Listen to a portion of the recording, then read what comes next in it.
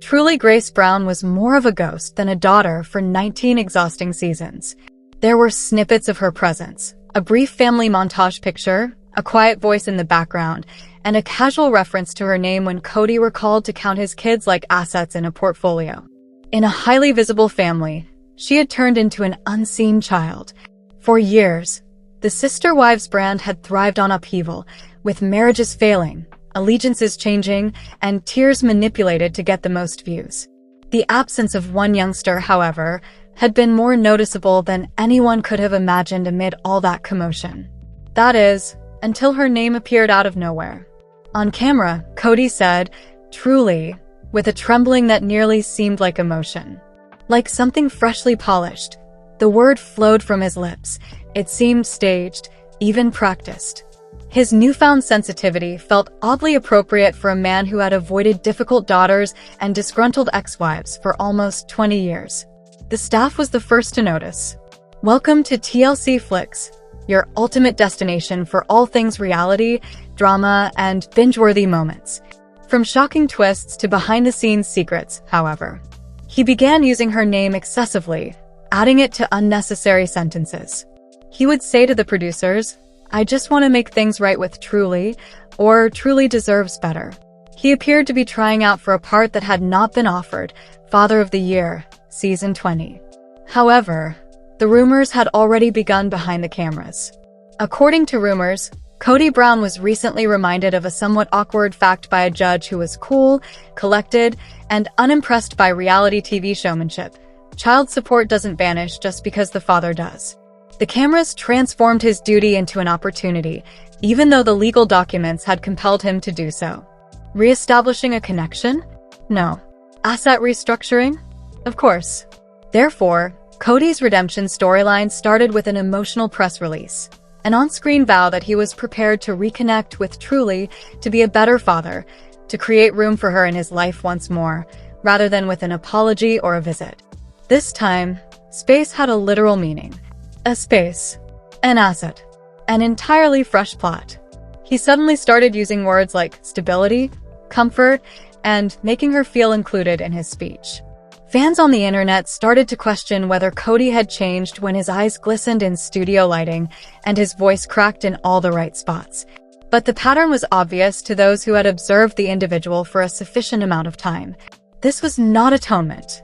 They were rebranding. There was a subtle hint of legal counsel in every kind word. Every reference to Truly served as proof of conformity rather than affection. He was making a plea in the court of public opinion. He was most likely doing the same in the actual court. Kody Brown did what he did best after almost 20 years of selective parenthood. He made fatherhood a prop, shame into money, and absence into a plot point. Instead of bringing his daughter closer, the guy who had previously forgotten her birthday now used her name as a spell to elicit pity, leverage, and possibly a better settlement. Truly's name was more than just a name anymore. The investment was made. And the family patriarch turned financial strategist Kody Brown was set to make his most poignant deal to date. Like the majority of Kody Brown's extravagant gestures, it started with a tour. Kody stood in the doorway with that salesman face that promised sincerity but delivered spectacle, surrounded by a TV team and a beautifully cleaned house. Like a magician revealing a trick, he waved his arm, and there it was. "Truly's room is here," he declared with pride, stopping for impact. Slowly, the cameras moved around the room. Unused bedding, soft pink walls, and a tiny dresser that still had the scent of new varnish. Above the bed was a framed quote that said, "Family is forever." It was the type of space meant to appear cherished rather than inhabited. It looked lovely to everybody who was watching, even heartfelt. But beneath the gloss, those who had watched the Browns for a long enough period of time sensed the uneasiness. The specifics didn't match up, and toys were strewn all over the floor. No childhood memories or band posters affixed to a corkboard. There were no indications that there had ever been a child here. It appeared more like an exhibit, a thoughtfully created set piece intended to make a point, than a bedroom. The lighting was later described as warm, hopeful in the production notes. However, one cameraman had mumbled another word under his breath: staged. The neighbors also muttered. One reported that for weeks, Professionals would come and go from the house repainting, furnishing, and redecorating, but they never once saw a child. They made the joke that it wasn't Truly's room, not in a mean way but with knowledge. A case was built in that room. There had not been a sudden paternal inspiration to design the space. According to insiders, it had arrived following a meeting, a discreet, awkward discussion with accountants and attorneys who had used terms like proof of provision, visitation leverage, and custodial optics. For Truly, a bedroom was more than simply a token gift. It was proof. He could point to the gentle lighting and pastel walls if anyone doubted his dedication. He would say that if a parent took the time to construct a room just for his daughter, how could anyone question his concern? The stillness that descended upon the chamber when the cameras departed, however, was not visible to the court. Don't laugh. No footsteps. Just the sound of air conditioning running over an empty bed. When Robin saw the room, she grinned. She was adept at being the calm, encouraging wife who was always quick to nod in agreement. She stroked the quilt and remarked, "It's gorgeous. I'm going to adore it." However, her tone was cold and precise, like a real estate agent concluding a deal. She didn't say our Truly. She didn't say our daughter. Just Truly, as if they were getting ready for a visitor rather than a child they were bringing home. Nevertheless, she ensured that the room looked flawless.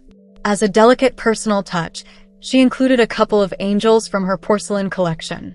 It was branding to those who knew her better, but it was nurturing to the cameras. Another layer of believable compassion was added with each fluffed cushion. The plot was adored by the network. It had all the elements that made a season trailer appealing: heart, redemption, and even the prospect of a reunion. Kody reveled in it, making fatherhood a kind of art. He spoke while standing in the center of the spotless room, saying things like, "All I want is for her to understand that she belongs here." Always. However, his delivery seemed robotic, as though he had rehearsed the sentence in front of a mirror.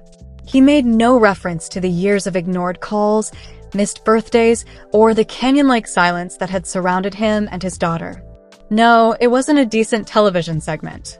Rather, the show concluded with a slow pan of the deserted room, complete with sunshine falling on the bedspread, a music cue growing in the background, and Kody's voice whispering, "Love finds a way." However, the crowd was blind to the reality. Kody closed the door, turned off the light, and left as the camera stopped. It grew dark in the room. There was silence again. Dust was the only growth that occurred within those four pink walls. Robin Brown was always able to look nice. Her eyes were always rimmed with empathy, and her voice had that gentle, almost tremulous tone that sounded maternal on camera. She was seen by everyone as the kind one, the emotional pillar that kept the broken family together while others broke down.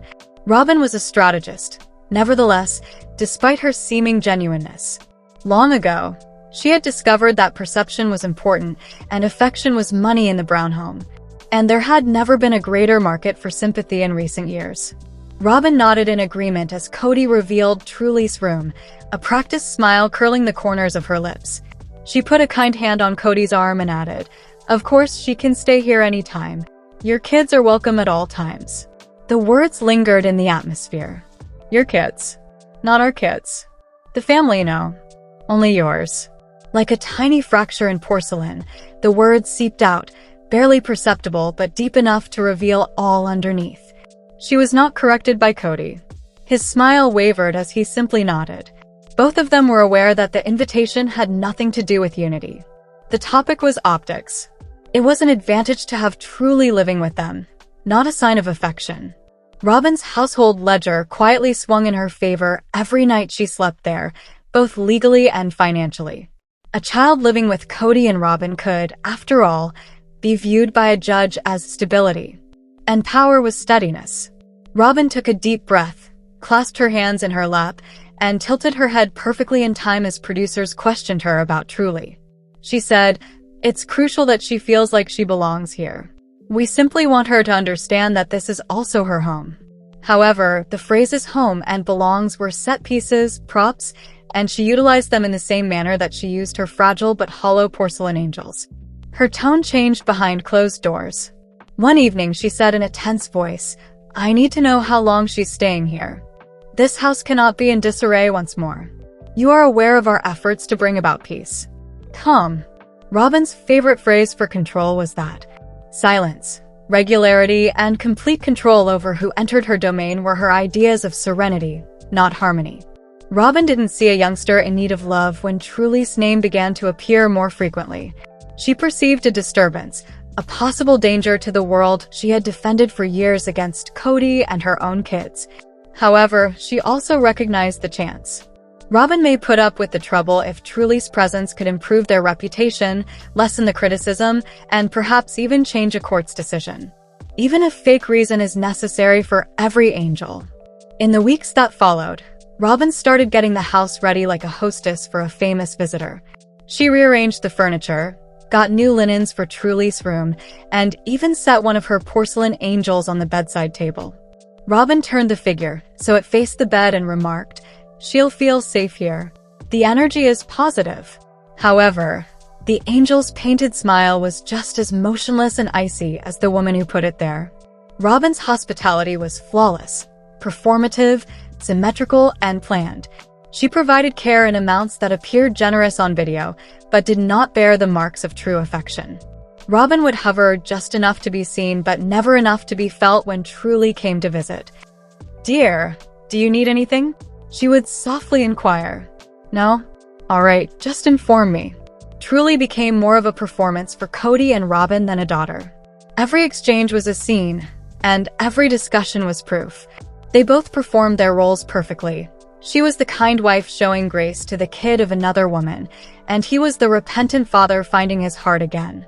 For the courts and the cameras alike, it was a mutual illusion, a duet of convenience. However, the truth, that it wasn't being embraced, festered behind the grins. They were putting her on display. Every moment spent under Robin's roof was also a step in a performance that was rehearsed for compassion, financed by dread, and written out of need. Robin entered Truly's room by herself late one evening after the team had dispersed and the lights had been turned down. Her shadow spanned the floor as she stood in the doorway. A glimmer of moonlight illuminated the porcelain face of the angel on the bedside. Robin let out a long, heavy breath. She muttered, "It's for the best. Families are known for doing this." She didn't believe it, though. Because Truly's name never sounded like love, no matter how many times she said it. It had the sound of insurance. Mirrors appealed to Kody Brown. They gave him exactly what he wanted to see, a man who was still the focal point of every picture, aging gracefully and charming. Kody looked to his mirror for guidance as rumors of a new season started to circulate throughout the networks and outstanding responsibilities started to surface in the courts. He declared, "It's time to be a dad again." As always, the mirror concurred. In order to shoot his new beginning, the crew arrived before morning. Kody wore the uniform of televised regret, denim and a modest smile. He mentally practiced each line. "I've made mistakes. Family is the most important thing. Trudy is worthy of better." His motivation was calculating, not guilt. A ledger that recorded the score of both money and appearances was located in a folder at his lawyer's office. Every earnest soundbite reduced the public opinion debt by a small amount. He stared directly into the camera during interviews, his voice quivering just enough to make editors swoon. He remarked, "I just want to rebuild what was lost. I want Trudy to know that her father always cared." The small pause before the word caring was captured by the videographer, allowing doubt to creep through. Previously, Kody used spouses to gauge his performance. Later, he used episodes, and now he uses spreadsheets. Kody was able to translate his accountant's language of percentages and obligations with ease. Love was equivalent to leverage, and attention was equivalent to money. It was shared custody if Trudy spent a couple of weekends there each month. She was demonstrating public goodwill if she smiled on television. He would have proof of relationship if he spoke about her frequently enough. Each tier turned into data. Each visit was now deductible. From the other side of the kitchen, Robin Hale watched him, her face impassive. She had assisted him in setting up Trudy's room, practicing his lines, and even selecting the clothing that best reflected the sincerity of his gaze. Now, however, as she cleaned immaculate counters, she questioned which one was being more difficult. She assured him that he was doing well. A father who tries is loved by judges, Partly thankful, partly worn out, Kody grinned. Trying is costly, he stated. Robin laughed, but it was like brittle porcelain, beautiful, delicate, and only a single mispronunciation away from breaking. Quiet and wary, Trudy showed up one Friday night. With his arms extended and his smile polished, Kody greeted her at the door like a host welcoming a high-level visitor. The scent of fresh linen and paint filled the room as he escorted her upstairs.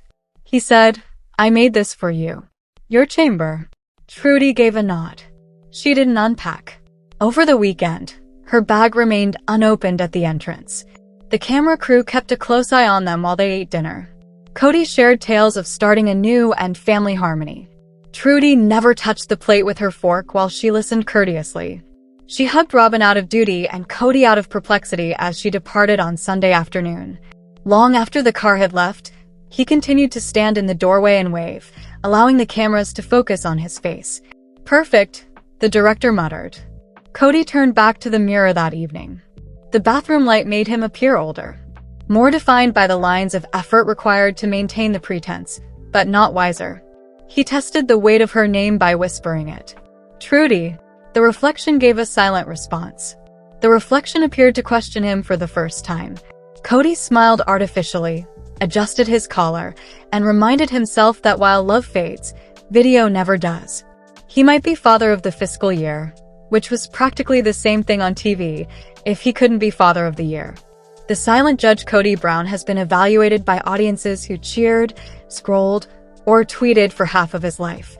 He had the ability to captivate people and occupy their attention with talks about destiny, responsibility, and love.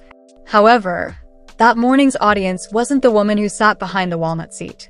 Her stillness was more significant than any crowd's cheers, and she was a ledger in a robe. The scent of stale coffee and paper filled the courtroom. With her hands clasped around a pocketbook that matched her poise, Robin sat next to him with impeccable posture.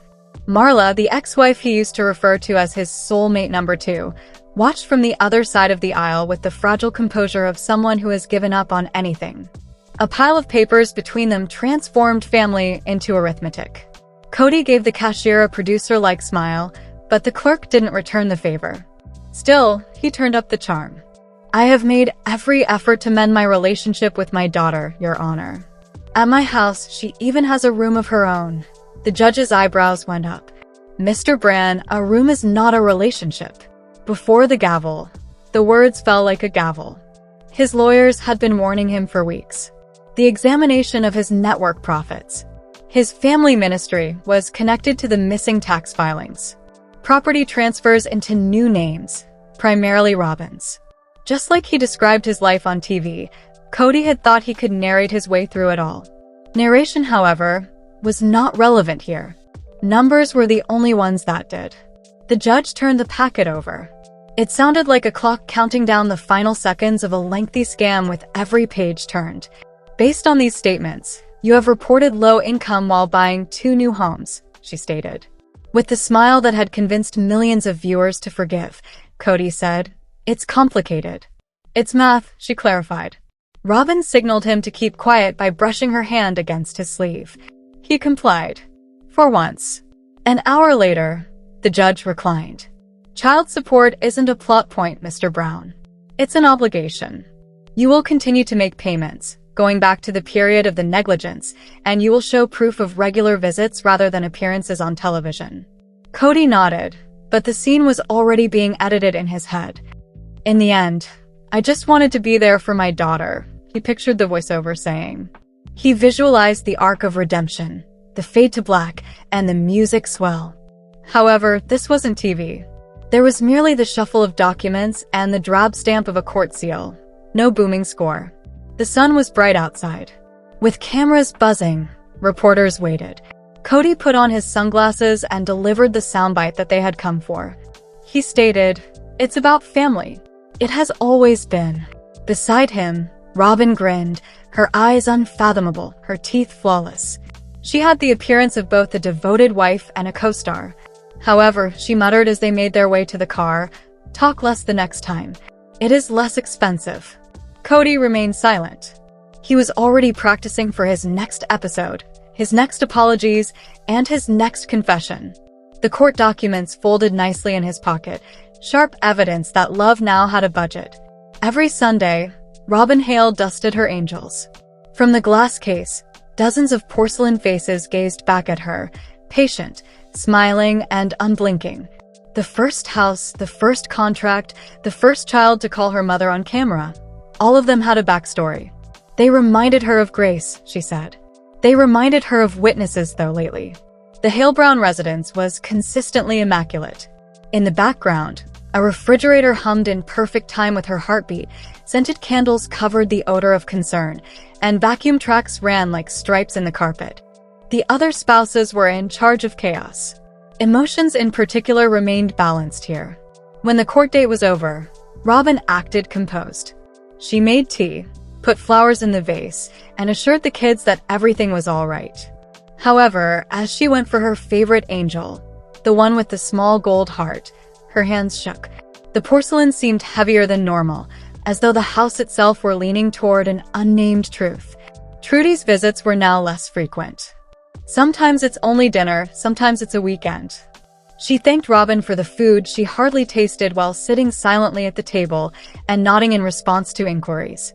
Robin observed her as one might observe a candle, lovely, delicate, and potentially hazardous if not monitored. She told herself she wanted to like the girl. However, her presence served as a reminder. Every extra plate, loud laugh, and stairway tread threatened to obfuscate the boundaries of Robin's meticulously constructed universe. But she did it because the cameras demanded sensitivity.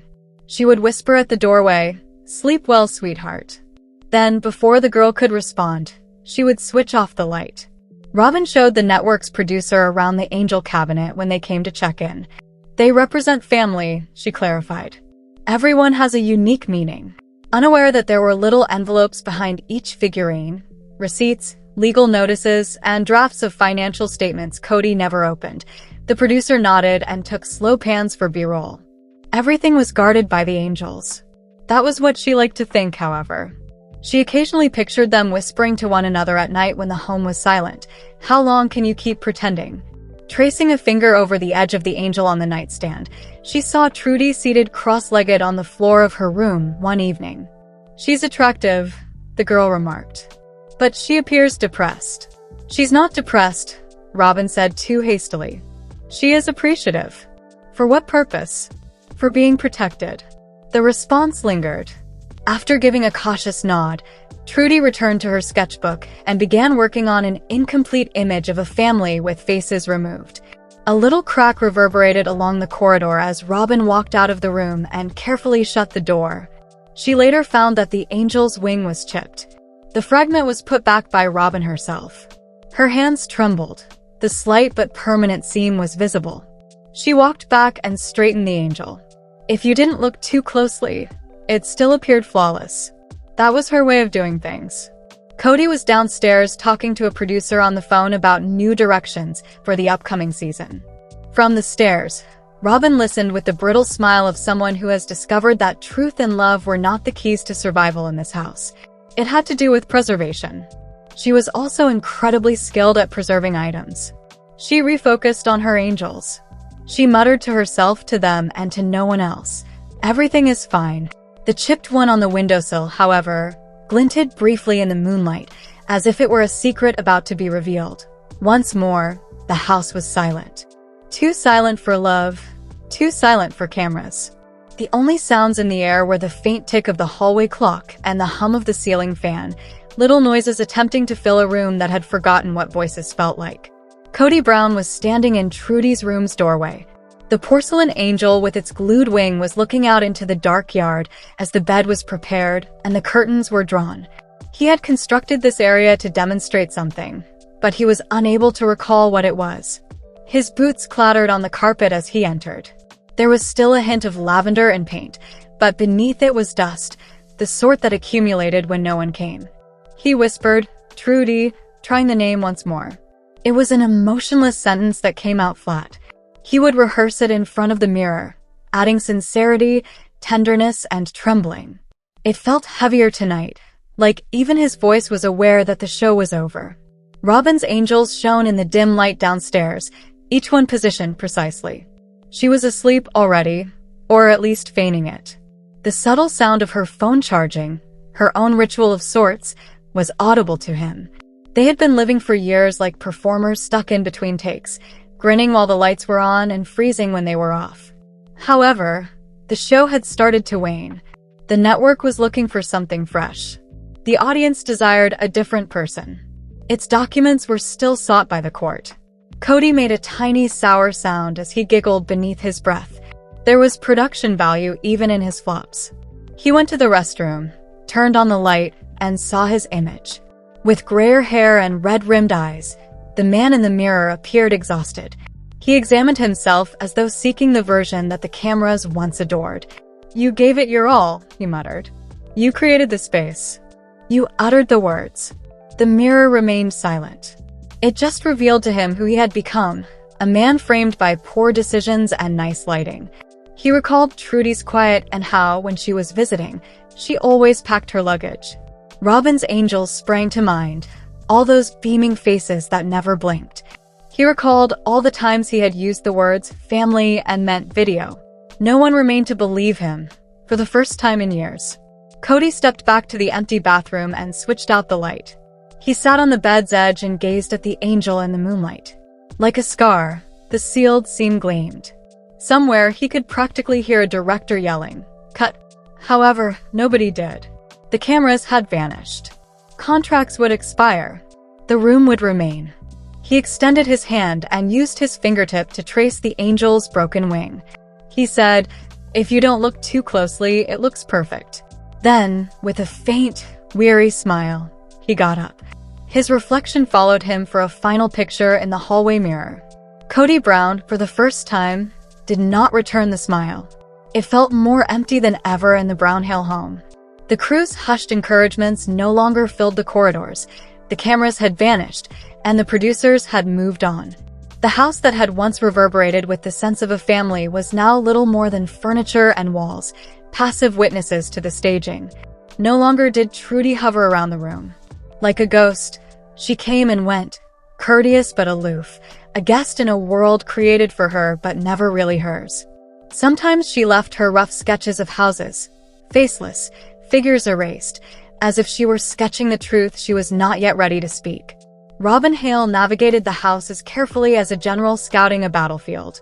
Beautifully dusted and each with its own little secret, the angels shone in their cabinet.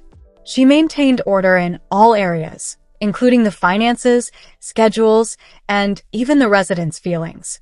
On certain evenings, she would contemplate the price of perfection while sitting by herself in the living room with her porcelain collection set about her like a silent jury. It was lonely at times and exhausting, but it was effective. She had made it through the court, the cameras, and the showmanship of a man who required time and love to make money. And for the first time, she felt in charge amid this silence. Meanwhile, Kody Brown, a man whose own reflection suddenly appeared to be a stranger, walked the corridors at night. He didn't have to practice anymore. His performance was praised by no producers, no red lights, and no screenplays. All that was left were the hollow echoes of his words, family, love, and redemption, against the silence. On occasion, he would stand in Trudy's room and picture her there, smiling and thinking that he had always cared for her. Even his imagination appeared to grow weary of the deception, though, and the place was deserted. Everything was remembered by the house itself.